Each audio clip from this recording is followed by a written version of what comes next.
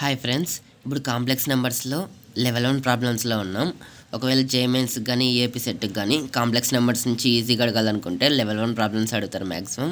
ఇక్కడ క్వశ్చన్ ఏమంటే let Z1 and Z2 be 2 complex numbers such that Z1 bar plus I Z2 bar equals to 0 and argument of Z1 Z2 equals to pi then argument Z1 is అని అన్నారు.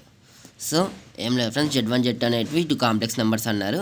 అది కాక ఒక condition ఇచ్చినారు, 2 conditions ఇచ్చినారు మనకి. ఆ condition satisfy చేసే విధంగా మనకి ఆర్గ్యాండ్ Z1, సో ఆర్గ్యుమెంట్ Z1 కనుక్కోవాలి. సో ఆన్సర్ ఎట్లా చూద్దాం. గివెన్ వాళ్ళు ఇచ్చినట్టు రాసుకుంటాం. ఫస్ట్ ఇది ఈక్వేషన్ 1 అనుకుంటాం, ఇది ఈక్వేషన్ 2 అనుకుంటాం. ఫస్ట్ ఈక్వేషన్ దాని ప్రకారం రాసుకుందాం. Z1 bar equals to minus I Z2 bar. మనకి పైన బార్ రిమూవ్ చేసుకునేకి రెండు పక్కల బార్స్ మళ్ళీ పెడదాం, ఈ పక్క బారు ఈ పక్క బారు. అప్పుడు ఏమొస్తుంది అంటే రెండు పక్కల బార్ పెట్టచ్చు, అట్లా ఈక్వల్స్ టు ఈ పక్క అంతా హోల్ బారు ఈ పక్క అంతా హోల్ బారు. అప్పుడు Z1 బార్ డబల్ బార్ వచ్చినప్పుడు మనకి Z1 వచ్చేస్తుంది. దీన్ని మైనస్ I Z2 బార్కి హోల్ బార్ చేస్తే సపరేట్గా చేసుకోవచ్చు. అంటే ఎట్లా అంటే ఇప్పుడు Z1 Z2 హోల్ బార్ని Z1 బార్ ఇంటూ Z2 బార్గా అట్లా రాసుకోవచ్చు. సేమ్ అదే విధంగానే మైనస్ I ఒకటి కాంపనెంట్, Z2 బార్ అనేది ఒకటి కాంపనెంట్ తీసుకుంటే సపరేట్ చేస్తే minus I bar Z2 bar వస్తుంది. సో ఇది కూడా Z2 అయిపోతుంది. ఇక్కడ చూసుకున్నట్టయితే మైనస్ I బార్, నార్మల్గా I బార్ అంటే -1 అనమాట. మైనస్ I బార్ అంటే దీనికి బార్ అప్లై చేస్తే మనకి I వచ్చేస్తుంది I. So minus I bar I అని రాసుకోవచ్చు. ఇప్పుడు రెండు పక్కల ఆర్గ్యుమెంట్ అప్లై చేద్దాం. Argument of Z1 equals to argument of Z1 into Z2. Next దీన్ని ఎట్లా రాసుకోవచ్చు, argument of Z1 equals to ఇప్పుడు ఆర్గ్యుమెంట్ ఆఫ్ ఏబీని argument of a plus argument of B రాసుకోవచ్చు. అంటే ఇంటూ చేసినప్పుడు సపరేట్గా రాసుకోవచ్చు. సేమ్ అదే విధంగానే ఇక్కడ I ఇంటూ Z2 ఉంది కదా, argument of I plus argument of Z2.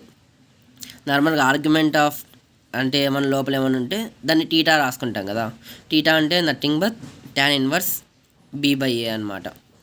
అంటే ఇక్కడ I అంటే ఏమన్నమాట, ఇక్కడ కాంప్లెక్స్ నెంబర్ ఉంటుంది నార్మల్గా A ప్లస్ IB అనే ఫామ్లో ఉంటుంది. మామూలు tan ఇన్వర్స్ B/A అంటే tan ఇన్వర్స్ B ప్లస్లో ఉండేది 1 ఉంది, ఇంకా A ప్లస్లో 0 ఉంది. సో 1/0 అంటే ఇన్ఫినిటీ అని అర్థం.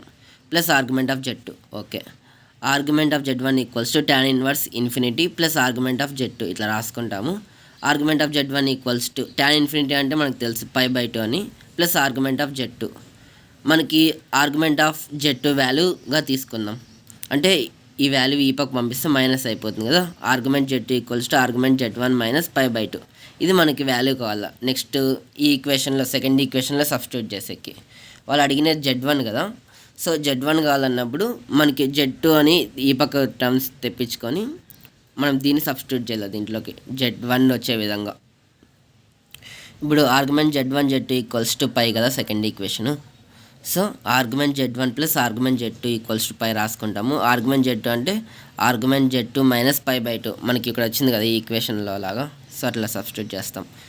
అప్పుడు 2 times of argument Z1 minus π/2 equals to pi, 2 argument Z1 equals to pi plus π/2 అవుతుంది.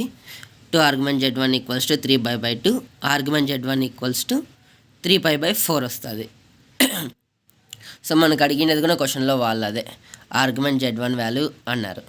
ఇది ఆప్షన్స్లో ఎక్కడ ఉంది, సెకండ్ ఆప్షన్లో ఉంది. ఆర్గ్యుమెంట్ Z1 ఈక్వల్స్ టు 3π/4 కదా, సెకండ్ ఆప్షన్లో ఉంది. Therefore option 2 is correct. Thanks for watching friends. Please support me by like, share and subscribe our channel.